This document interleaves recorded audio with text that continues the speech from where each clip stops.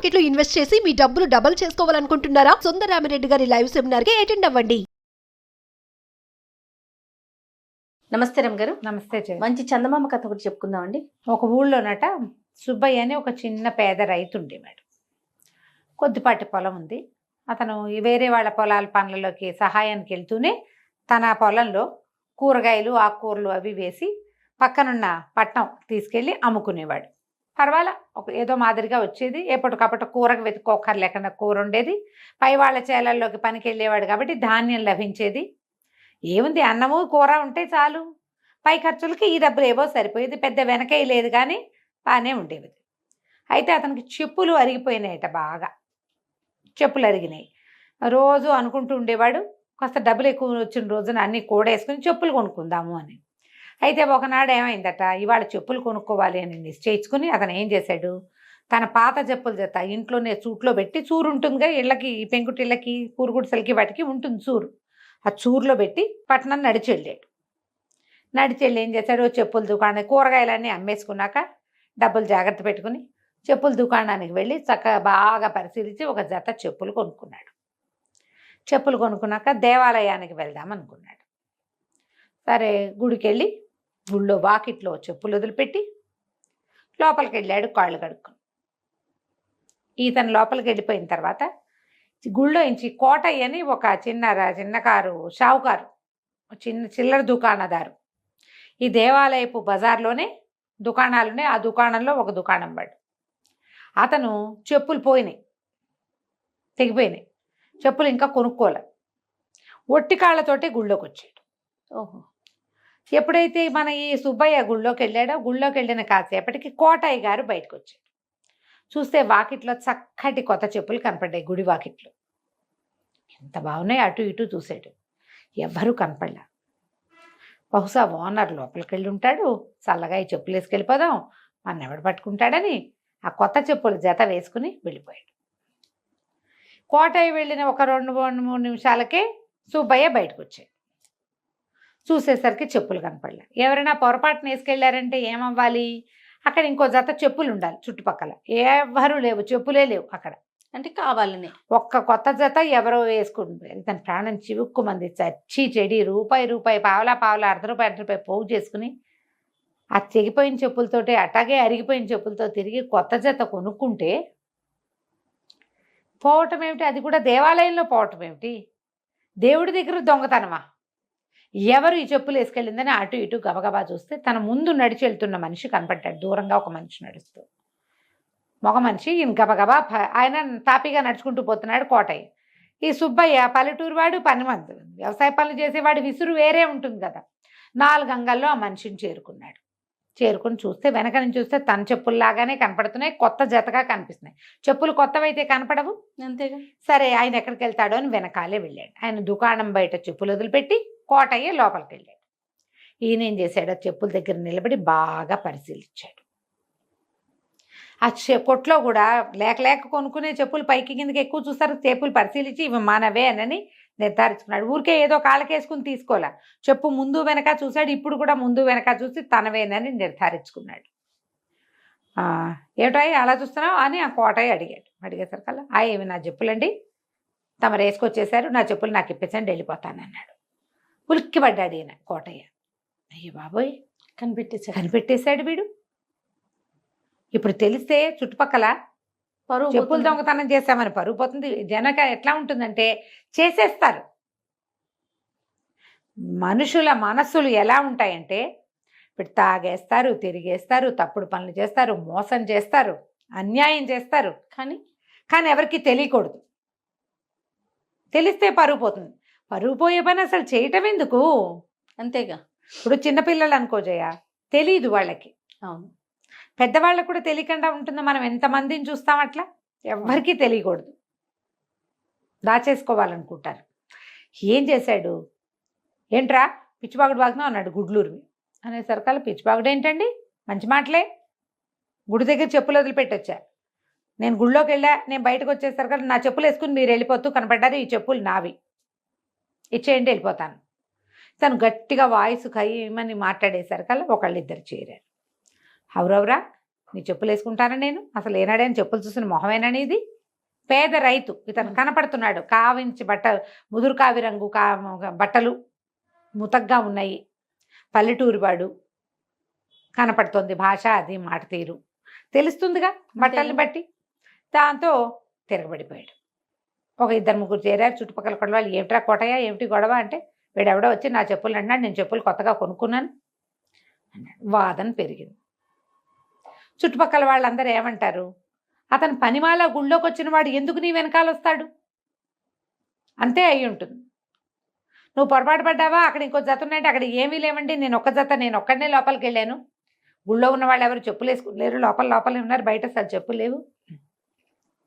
ఈయన బయటకు వచ్చిన వెంటనే నేను వచ్చానండి, నేను చూశాను, ఆయన గుడి దగ్గర నుంచి నడిచి వెళ్తున్నాడు అంటాడు ఇతను.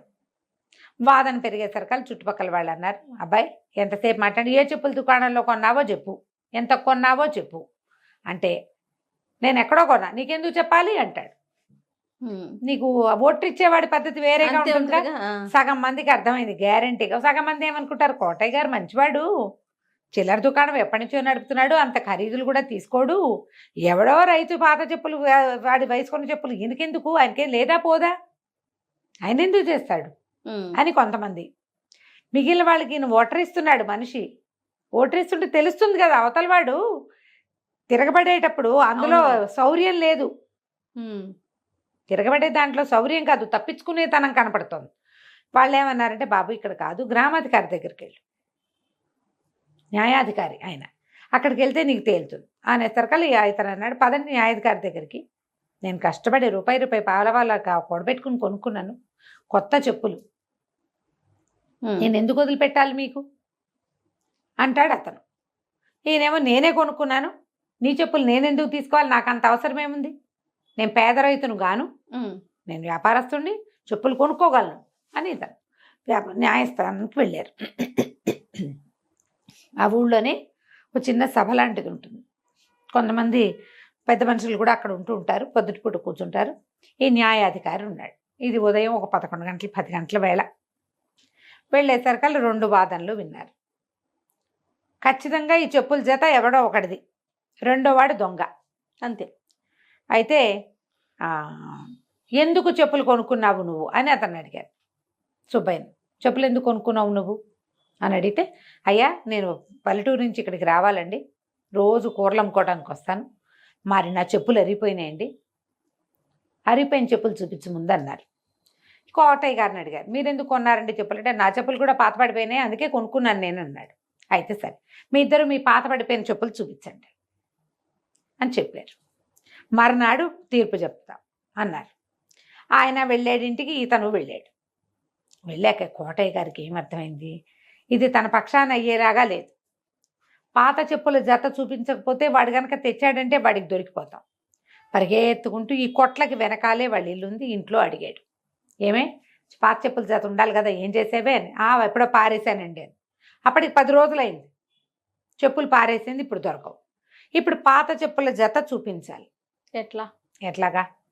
సరే, న్యాయాధికారి ఏం చేశాడంటే, ఒక గ్రామ సేవకుడు ఉంటాడు కదా, అతను పిలిచి వీళ్ళిద్దరి మీద కన్నేసి ఉంచండి, నాకైతే ప్రధానంగా కోటయ్య మీదే ఉంది, కన్నేసి ఉంచండి అని చెప్పాడు. ఈ కోటయ్య ఏం చేశాడు, సుబ్బయ్య దగ్గర కనుక చెప్పులు ఉన్నాయనుకో అరిగిపోయినవి, వాడి పక్షాన అయిపోతుంది తీర్పు అంతేగా. అందుకని ఏం చేశాడు, ఆగ మేఘాల మీద పరిగెత్తుకుంటూ వెళ్ళి ఆ సుబ్బయ్య నడిచిపోతున్న దారంటే వెళ్ళాడు. వాళ్ళ ఇంటి దగ్గర దాక్కున్నాడు.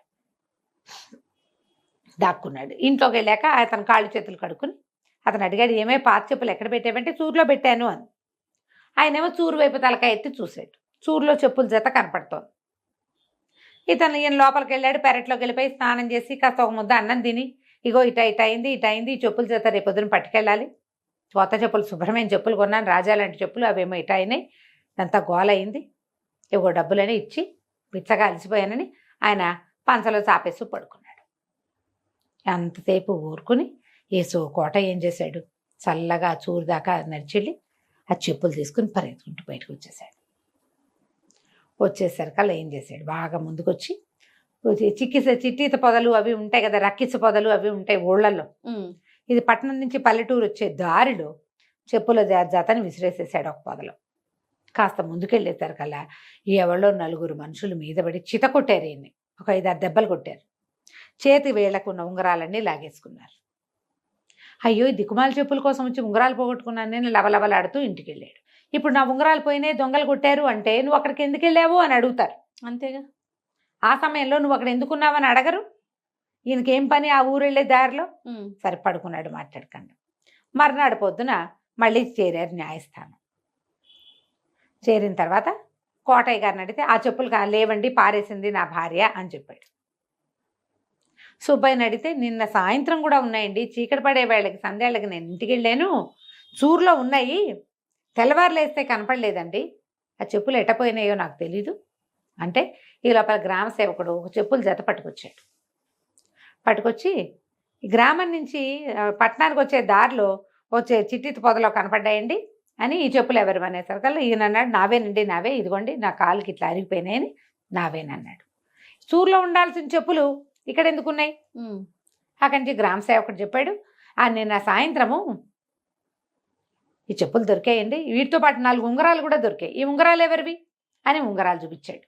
చూపించేసరికల్లా ఈ శెట్టి గారి చేతికి, కోటయ్య శెట్టి గారి చేతులకి ఎప్పుడు షావుకారి చేతికి ఉంగరాలు ఉంటాయి. గ్రామాధికారి అన్నాడు ఏమిటో కోటయ్య ఈ చెప్పులు ఈ ఉంగరాలు నీ వల్లే ఉన్నాయి, ఉంగరాలు పోయినాయా నీవి అన్నాడు. ఈయన నన్న పెప్పే అన్నాడు. అనగానే ఉంగరాలు ఎప్పుడు పోయినాయి? నిన్న నువ్వు సభకు వచ్చినప్పుడు నీ చేతికి ఉంగరాలు ఉన్నాయి, ఎట్లా నీ ఉంగరాలు పొదలోకి ఎట్లా వెళ్ళాయి, మీ ఇల్లు ఎక్కడా, అసలు అతని ఇల్లు ఎక్కడ?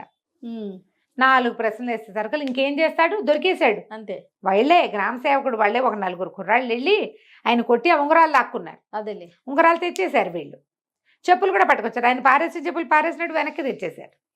దాంతో ఇంకేం చేస్తాడు కోటయ్య గారు, నోరు గట్టిగా మూసుకుని అతను చెప్పులు ఇచ్చేసి న్యాయస్థానానికి తిప్పినందుకు అతనికి జరిమానా, అతనికి డబ్బులు ఇచ్చి కేసు పెట్టకుండా ఓకే న్యాయస్థానానికి జరిమానా కట్టి ఏమిటి కోర్టు వారి సమయం వృధా చేసినందుకు శాశ్వతంగా చెప్పులు దొంగ అని పేరు మాత్రం తెచ్చుకున్నాడు. మొదట ఏదో యథాలాపంగా వేసుకొచ్చానో అయ్యో నీ చెప్పులా అంటే సరిపోయేది. మొదటే మనం ఒప్పుకొని చూడు. అవును కదా, ఒప్పుకోపోవటం వల్ల ఇంత గ్రంథం నడిచింది. బాగుంది కదా, చాలా బాగుంది. కథ కంచికి మనం ఇంటికి. నమస్తే. నమస్తే జయ.